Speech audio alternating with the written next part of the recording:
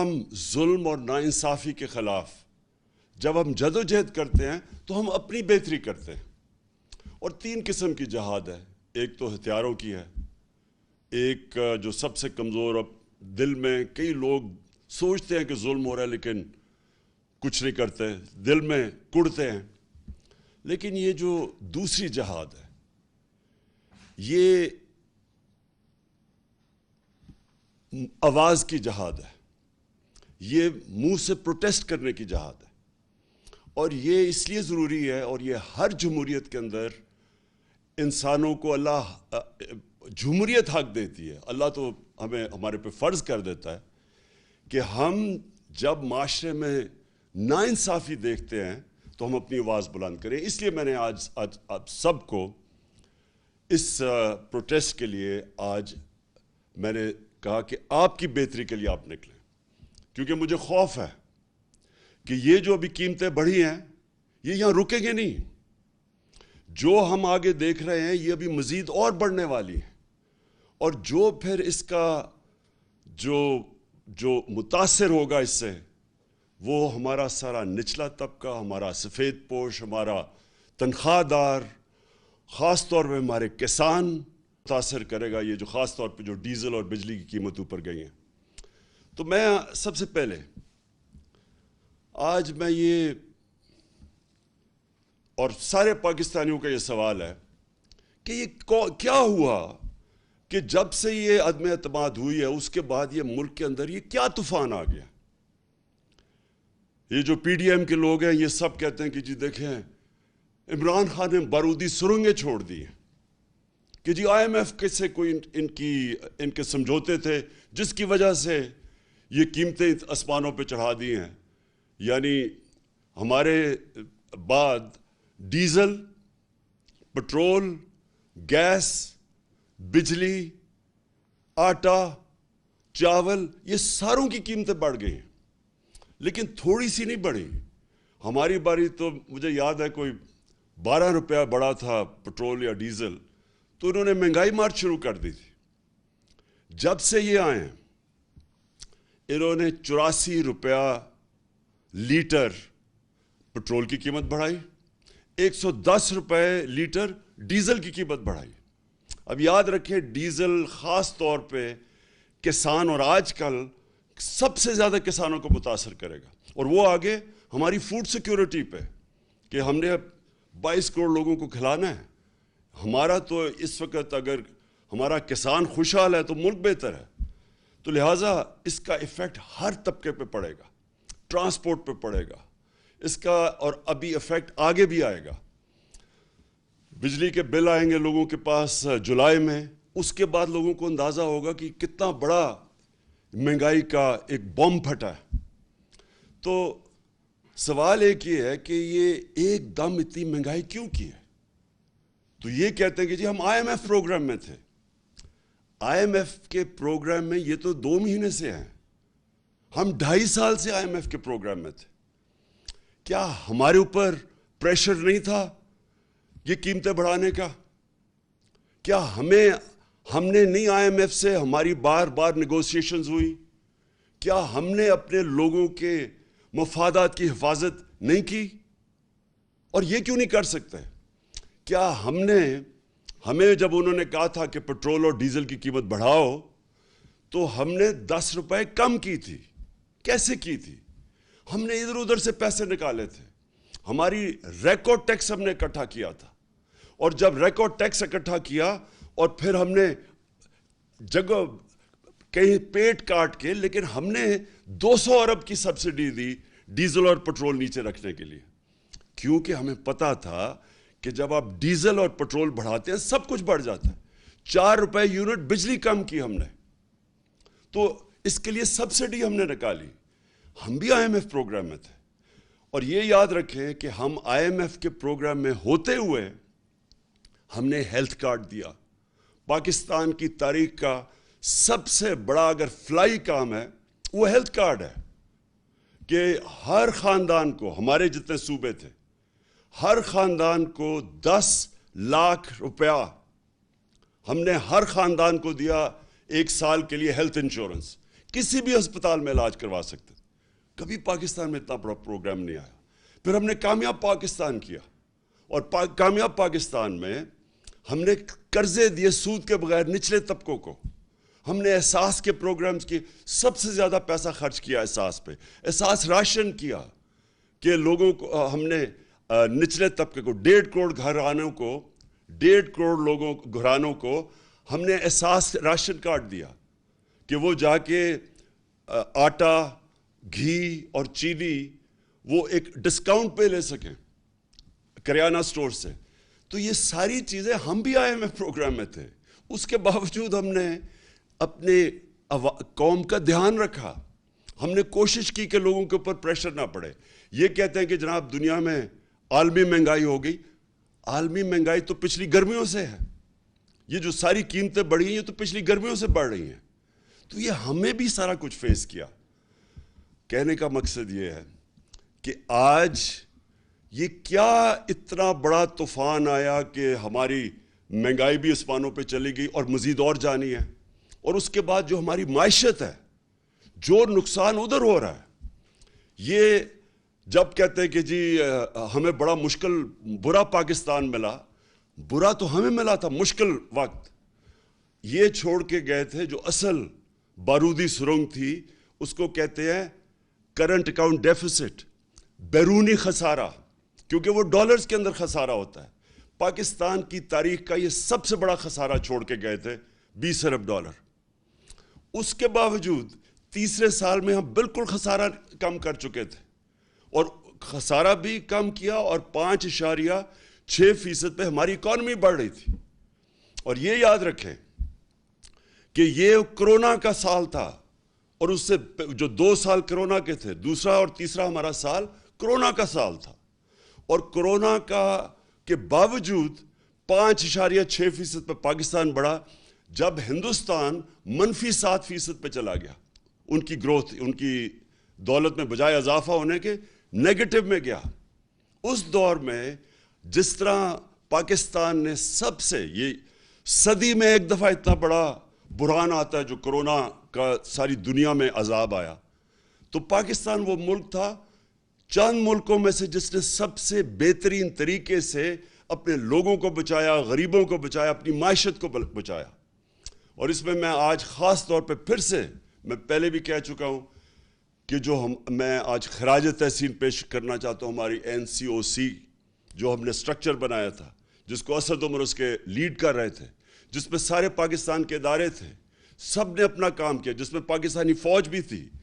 اور جس طرح ابھی جو ہمارا فیٹف میں سے ہم نکلے ہیں, فیٹف کے اندر بھی سب نے مل کے, ایک ملک نے مل کے لڑا تھا, جس میں سارے ادارے, جس میں حماد نے لیڈ کیا تھا, جس میں سارے ادارے تھے, جس میں پوری کوشش کی, بلکہ پرائیویٹ لوگ بھی تھے, جس میں پاکستانی فوج بھی تھی. سب نے مل کے اتنے بڑے ایشوز ہمارے دور میں ریزالو ہوئے. اسی دور میں جب ہم IMF میں تھے, اسی دور میں جب عالمی بحران تھا, ایک قوم بن کے ہم اس سے نکلے تھے. یہ جو آج پھنسے ہوئے ہیں, یہ جو آج ہماری ساری جو اتنی مشکلوں سے ملک کو ہم نکول کے یہاں لے کے آئے تھے, آج مہنگائی کے علاوہ جو ہماری معیشت ہے خطرے میں ہے. موڈیز کے اندر جو کریڈٹ ریٹنگ کرتا ہے کہ ایک ملک کی کریڈٹ ریٹنگ انہوں نے مائنس میں ڈاؤن گریڈ کر دیا ہے. اس کا کیا مطلب ہے؟ پاکستان کو قرضے نہیں ملیں گے. اگر قرضے ملیں گے تو بہت مہنگے قرضے ملیں گے. اور یہ دوسری چیز, وابڈا کی ریٹنگ ایسی تھی کہ وہ خود انٹرنیشنل لونز لے سکتی تھی. اب جب سے یہ آئے ہیں اس کی بھی ریٹنگ ڈاؤن گریڈ کر دی ہے. اس کا مطلب کہ وابڈا کو وہ لونز نہیں ملیں گے, اور اگر ملے تو بہت مہنگے ملیں گے. اس کا مطلب جو 10 اسی دور میں جو 10 ڈیمز جو ہمارے دور میں شروع کی ہوئی ہیں وہ اب خطرے میں چلی جائیں گی, کیونکہ اگر پیسہ قرضے نہ ملے تو یہ کیسے پورے ہوں گے. حال یہ ہے کہ جب یہ ملک ترقی بھی کر رہا تھا, اس کی 5.6% تیسرے سال میں اور 6% چوتھے سال میں جب اس کی اکانومی گرو کر رہی تھی, دولت میں اضافہ ہو رہا تھا, جب ریکارڈ ہم ٹیکس اکٹھے کر رہے تھے, وہ بھی ایک وجہ ہے کہ ہم پیسے نکال سکے عوام کے اوپر بوجھ کم کرنے کے, سبسیڈائز کرنے کے لیے. ریکارڈ 6.2 ٹریلین یعنی 6,200 ارب روپے کا ہم نے ٹیکس اکٹھا کیا, پاکستان کی تاریخ میں سب سے زیادہ. اور اسی دور میں سب سے زیادہ پاکستانی اوورسیز بیرون ملک پاکستان ریمیٹنسز ہمیں بھیجیں 31 ارب ڈالر کی, 32 ارب ڈالر کی ہماری ایکسپورٹس تھی. اور جو ہماری فصلیں تھی, جو ہمارا ایگریکلچر ٹرانسفارمیشن پلان تھا, اس کی وجہ سے جو کسانوں کے پاس پیسہ گیا, جو ہم نے ان کی مدد کی, ریکارڈ فصلیں ہوئی ہمارے پاس. 4.4% پہ ہمارا زراعت ہماری آگے بڑھ رہی تھی. تو اس وقت کیا ہوا کہ آج سارا کچھ نیچے جا رہا ہے, اور وہ ہوا کیا میں آج آپ سب کو یہاں بتانا چاہتا ہوں کہ ہوا کیا. ہوا یہ کہ ایک سازش ہوئی امریکہ سے, ایک سازش جس سے یہاں میر جعفر اور میر صادق ان کے ساتھ ملے. اس کے بعد انہوں نے پلان کیا ہماری گورنمنٹ گرانے کا. اس سے جو سیاست کے اندر, جو ملک کے اندر سیاسی ماحول تھا وہ غیر یقینی ہو گیا, پولیٹیکل انسرٹنٹی ہو گئی. اس کا افیکٹ پڑا معیشت کے اوپر.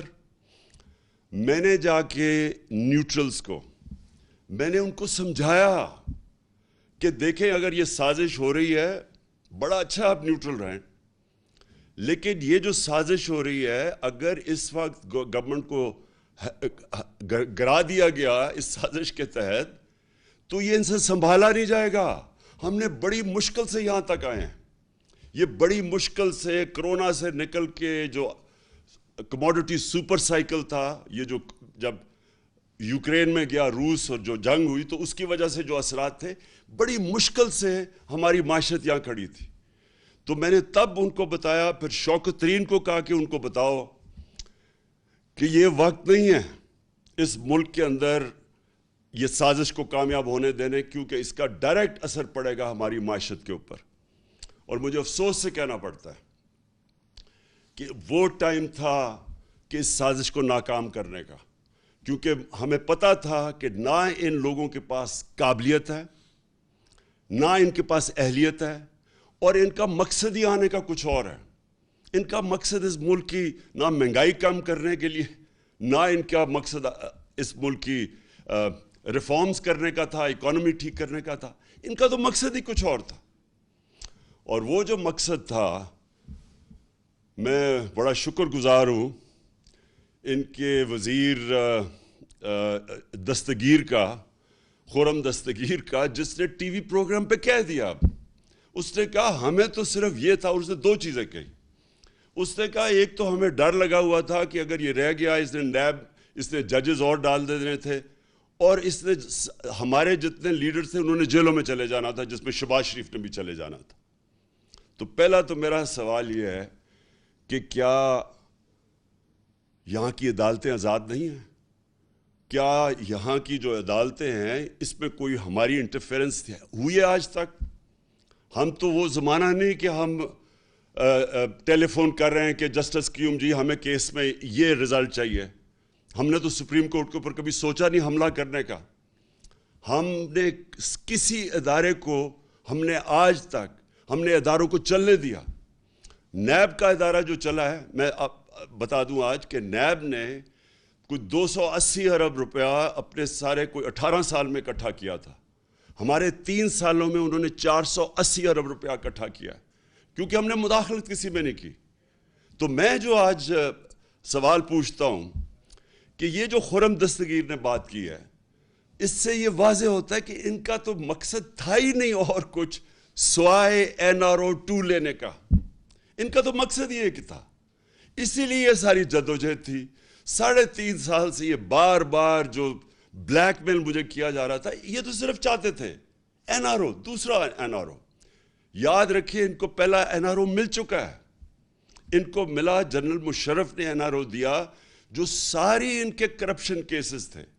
2 دفعہ ان کی حکومتیں گئی کرپشن پہ 90 کی دہائی میں. تو جو سارے ان کے کرپشن کے کیسز تھے وہ سب جنرل مشرف نے معاف کر دیے تھے. یہ جو ہے یہ NRO 2 ہے. یہ انہوں نے 10 سالوں میں جو چوری کی تھی, یہ 95% جو کیسز ہیں یہ سارے ان کے دور کے ہیں. یہ ان کے جو 10 سال تھے ان کے دور کے کیسز بنے ہوئے ہیں. اور اب انہوں نے کیا کیا؟ انہوں نے جو قانون لے کے آئے ہیں نیب کی امینڈمنٹس کا، میں آج آپ ساری قوم کو یہ بتانا چاہتا ہوں. انہوں نے جو نیب کا امینڈمنٹ قانون لے کے آئے ہیں، اور یہی قانون انہوں نے کوشش کی تھی جب ہم فیٹف کی لیجسلیشن اسمبلی سے پاس کر رہے تھے، اور ہمارا مقصد یہ تھا کہ فیٹف سی گرے لسٹ سے نکلیں، جو ان کی وجہ سے ہم گرے لسٹ پہ تھے. تو جب ہم نے فیٹف کا قانون پاس کیا تو انہوں نے تب کوشش کی، بلیک میل کیا کہ ہم فیٹف کے لیے تب ووٹ دیں گے جب آپ ہمیں این آر او دیں گے اور یہ نیب کے اندر چینجز لے کے آئیں گے. تب آپ کو پتا ہونا چاہیے انہوں نے واک آؤٹ کر دیا. انہوں نے فیٹف کی لیجسلیشن نہیں پاس کی تھی، یہ باہر چلے گئے تھے. تو ان کے بغیر ہم نے فیٹف کی لیجسلیشن پاس کی، جس کی وجہ سے آج انشاءاللہ پاکستان نکل جائے گا گرے لسٹ سے. تو ان کا صرف مقصد این آر او 2 تھا. اور انہوں نے کیا ہے؟ انہوں نے اب جو چینجز لے کے آئے ہیں، ساری قوم کو پتہ چلنا چاہیے کہ 1200 ارب روپے کے کرپشن کے کیسز کل جب یہ قانون بنے گا ان کے کیسز ختم ہو جائیں گے. اس ملک کا 1200 ارب روپیہ جو چوری کیا ہوا تھا ان سروں کے ناموں پہ، وہ سارا ختم ہو جائے گا. اب یہ این آر او 2 مل جائے گا ان کو کل. اب سوال یہ ہے کہ یہ جب کہتے کہ جی ہم بے بس ہیں، میرا ان سے سوال یہ ہے کہ اگر آپ سنسیئر ہیں اس ملک سے، تو کیا آپ کو یہ جو 1200 ارب ہے، اس میں سے اگر آپ یہ معاف کروا رہے ہیں، سوچیں یہ اس کا 400 ارب آ جائے تو ہم پھر بجلی کی قیمت نیچے لا سکتے ہیں. اور پھر میں ان سے سوال پوچھتا ہوں کہ جب ہم نے روس سے بات شروع کر دی تھی تیل کی، اگر آپ کو فکر تھی اس قوم کی اور آپ سارا وقت 3.5 سال سے مہنگائی کی بات کرتے تھے، تو اگر آپ نے مہنگائی کم کرنی تھی تو آپ نے کیوں نہیں 2 مہینے ہو گئے کیوں نہیں آپ نے روس سے تیل کی بات کی؟ کیونکہ آپ امریکہ کے غلام ہیں، امریکہ کی اجازت نہیں ملتی. ہم نے جب تیل سبسڈائز کیا تھا تو ہمارا پوری کوشش یہ تھی کہ اس کے بعد ہم روس سے سستا تیل لیں گے جو ہندوستان لے رہا ہے، جو سری لنکا لینے لگا ہے، جو بنگلہ دیش لینے لگا ہے. ہم نے بھی روس سے تیل لینا تھا اور اس سے پھر ہم نے لوگوں کے اوپر بوجھ نہیں آنے دینا تھا. انہوں نے بجائے وہ لینے کے روس سے تیل، کیونکہ ان کے جن کے یہ غلام ہیں ان کا حکم نہیں ہے ان کو، لہٰذا عوام کے اوپر بوجھ ڈال دیا. اصل مقصد جس کے لیے یہ آئے تھے وہ اب آپ کے سامنے آ گیا.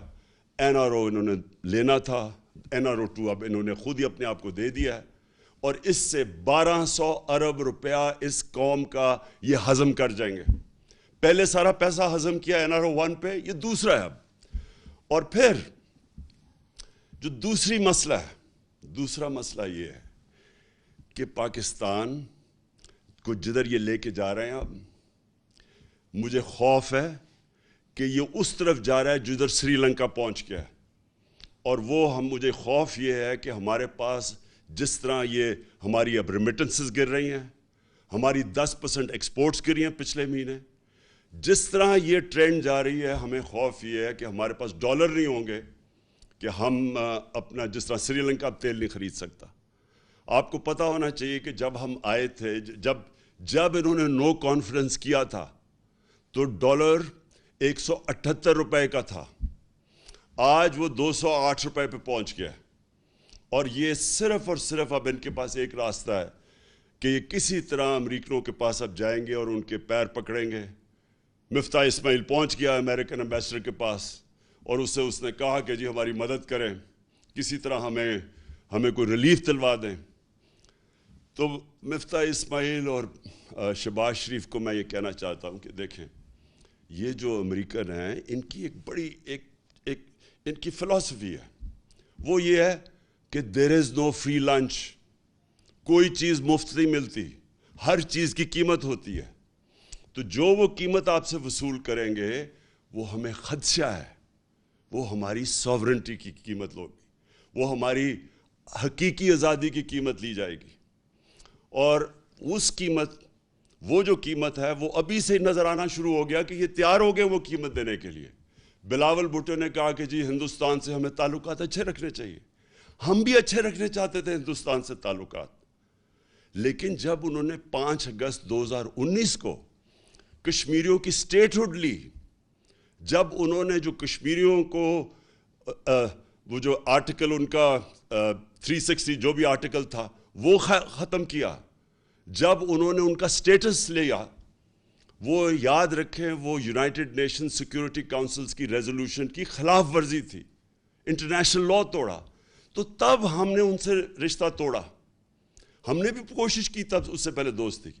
تو اگر آج یہ ہندوستان سے تعلقات ٹھیک کرتے ہیں تو یہ یاد رکھیں یہ کشمیریوں نے جو قربانیاں دی ہیں وہ ساری ان کی قربانیوں کی قبروں کے اوپر یہ کریں گے. اور دوسری چیز ایک اور ان کا مانڈوی والا اس کی سٹیٹمنٹ میں دیکھ رہا تھا, اس نے کہا کہ اسرائیل سے کیوں نہیں ہمیں اپنے مفادات کا سوچنا چاہیے. یہ بھی اسی ایجنڈا کا حصہ ہے جس سے یہ رجیم چینج کی گئی تھی. وہ یہی ہے کہ آپ اس ایجنڈے پہ چلیں جو ہندوستان, اسرائیل اور جو امریکہ چاہتا ہے, اور وہ ایجنڈا وہ ہے جو ہماری سوورنٹی, ہماری آزادی کے خلاف ہے, جس کی وجہ سے یہ ساری جدوجہد تھی پاکستان کی, جو ہمارے لیڈر قائد اعظم نے جو اس ملک کو بنانے کی وہ کیوں بنایا تھا, ہم کیوں آزاد ہوئے تھے. تو اگر یہی کرنا ہے کہ جا کے اپنی ساری نظریے کو اس سب کو دفن کرنا ہے, اس لیے کہ یہاں ملک کے اوپر وہ چور اور ڈاکو آ گئے ہیں جن کے سارے پیسے باہر پڑے ہیں, ان کے اربوں ڈالر باہر پڑے ہوئے ہیں. جب چوری کرتے ہیں باہر پیسہ لے جاتے ہیں اور پھر پریشر ڈال کے اور لے لیتے ہیں. یہ لوگ جب تک ہیں, میں آج اب سارے پاکستانیوں کا آپ سب کو کہنا چاہتا ہوں, اگر یہ لوگ اس ملک کے اوپر مسلط رہے, یہ صرف تب رہیں گے کہ اس ملک کے سارے اداروں کو دفن کریں گے, اس ملک کے سارے انصاف کے اداروں کو دفن کریں گے. نیب تو ہوگی دفن, ایف آئی او ہوگی دفن, سرکاری نوکروں کو آپ نے دیکھ لیا کہ انہوں نے کیسے بھرتیاں چینج کی ہیں, میرٹ ختم ہو گئی. جو انہوں نے پولیس کا استعمال کیا آپ کے سامنے ہے کہ جس طرح انہوں نے پولیس سے ظلم کروایا, جس طرح کی ایف آئی آرز کٹوائی, ہمارے اوپر بلاسفمی کے کیس کر دیے. کبھی ریاست اپنی شہریوں پہ بلاسفمی کا کیس نہیں کرتی, یہ انہوں نے کر دیا. اب 8 ایف آئی آر میرے اوپر ہیں, ہمارے سارے لوگوں کے اوپر ہے. نوم چومسکی جو دنیا کے بڑے انٹلیکچول سمجھے جاتے ہیں, ان کا آج پڑھ لیں سٹیٹمنٹ. انہوں نے شہباز شریف کو خط لکھا ہے کہ یہ آپ سارے انسانی حقوق کی خلاف ورزی, آپ جمہوریت تباہ کر رہے ہیں اپنے ملک کی, اور یہ رہ گئے تو یہ جمہوریت ایک جمہوریت کا جتنا بھی جس کے اوپر جمہوریت کھڑی ہوئی ہے سب ختم کریں گے. یہ جو جس طرف جا رہے ہیں, الیکشن کمیشن کو انہوں نے ساتھ ملایا ہے. پنجاب کے اندر جو الیکشن ہے وہ ابھی جو بائی الیکشنز ہیں, ابھی سے ہی میچ فکس کرنے کی ساری تیاریاں ہیں, ہمیں ساری خبریں آ رہی ہیں. پولیس کا جو استعمال کریں گے اور کر رہے ہیں. ابھی ہمارا ایک ہمارے جو الیکشن لڑ رہا تھا اس کے بیٹے کو گولی لگی, وہ آج ہاسپٹل میں ہے, اور اس کے سارے گھر والوں کے اوپر ایف آئی آرز کاٹ دی. تو یہ ہمیشہ یہ جب ایک کرپٹ ٹولے کو اوپر بٹھائیں گے جو کہ 30 سال سے یہ دونوں خاندان اس ملک پہ ہیں, انہوں نے ہمیشہ جو پہلے کرتے ہیں وہی کرنا ہے. اب تو جمہوریت سب سے پہلے اس کا نقصان ہوگا. انہوں نے اخبار والوں کے, صحافیوں کے اوپر, سوشل میڈیا کے اوپر جو کریک ڈاؤن ہے یہ کبھی پاکستان میں نہیں ہوا. جس طرح انہوں نے اینکرز کے اوپر ایف آئی آرز کاٹی ہوئی ہیں, اور ان چیزوں پہ, چھوٹی چھوٹی چیزوں پہ اس وقت خوف پھیلایا جا رہا ہے. تو جو یہ راستہ پکڑا ہوا ہے, میں آج آخر میں ساری قوم کو کہنا چاہتا ہوں کہ دیکھیں یہ صرف ایک طرح یہ اس ملک کے اوپر مسلط رہیں گے, اور وہ خوف طاری کر کے. یہ جو خوف ہے یہ ایک سب سے بڑا بت ہے. میں بار بار اپنی قوم کو ایک چیز سمجھاتا ہوں کہ لا الہ الا اللہ, کوئی خدا نہیں ہے سوائے اللہ کے. یہ جو ایک خوف کا بت ہے, یہ اس طرح کے لوگ جو کرپٹ لوگ ہیں, جن کی ہمیں ساری تاریخ پتہ ہے, باہر بیٹھے ہوئے ان کے لیڈرز, پیسے باہر بیٹھے ہوئے ہیں, وہاں سے بیٹھ کے اس ملک کو کنٹرول کر رہے ہیں, اور جدھر ان کے پیسے پڑے ہوئے ہیں وہ ان ملکوں سے ہی کنٹرول ہو رہے ہیں. اس ملک کی نہ انہوں نے آزادی رہنے دی ہے, نہ انہوں نے ادارے چلنے دینے ہیں, نہ انہوں نے جمہوریت چلنے دینی ہے. انہوں نے جتنی دیر یہ آئیں گے اس ملک کو مزید اور نقصان پہنچائیں گے صرف اپنے آپ کو اوپر مسلط کرنے کے لیے. لہٰذا ہم سب نے مل کے، ساری قوم نے مل کے ہم نے جدوجہد کرنی ہے. آپ نے سب نے تیاری کرنی ہے. میں آپ کو کال دوں گا. ہم نے مسلسل جو ہمارا حق ہے، ہمارا آئینی حق ہے پرامن احتجاج، وہ ہم کریں گے. اور وہ ہم تب تک کریں گے جب تک ہمیں صاف اور شفاف الیکشنز کی ڈیٹ نہیں ملتی. میں پھر سے کہہ رہا ہوں، الیکشنز نہیں، صاف اور شفاف الیکشنز. صاف اور شفاف الیکشنز اگر نہ ہوئے مزید اور انتشار ہوگا. جس طرح پھر سے میں کہتا ہوں، جو پنجاب کے بائی الیکشنز میں میچ فکس کرنے کی کوشش کی جا رہی ہے، اور جو ملوث ہیں اس میں، اگر اس طرح کے الیکشنز کروائے، اس سے ملک مزید اور انتشار کی طرف جائے گا، حالات اور بگڑیں گے. سیاست کے اندر غیر یقینی فضا بڑھتی جائے گی، وہ معیشت کو افیکٹ کرے گی. صرف راستہ ایک ہی ہے، صاف اور شفاف الیکشن کا، اور وہ ہم سب نے مل کے اس کے لیے جدوجہد کرنی ہے. پاکستان پائندہ باد.